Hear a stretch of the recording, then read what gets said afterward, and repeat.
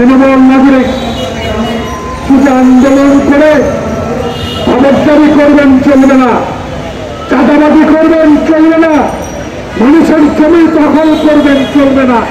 সরকার গঠন করলে আমি রক্ত দিয়েছি, পুলিশের সাথে লড়াই করেছি, তাই বলে হাসিনার মতো, হাসিনার আওয়ামী লীগের মতো ব্যবহার করবেন সরকার গঠন করলে, তা কখনো হতে দেওয়া যাবে না, হতে পারবে না।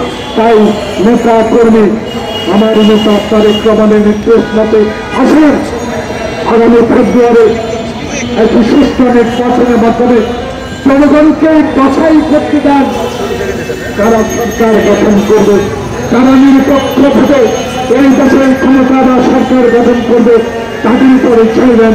জোর করে কেউ আর ক্ষমতা দখল করতে পারবেন না, তার প্রমাণ গতকালকে দুজন প্রধান নির্বাচন কমিশনের প্রস্তাব।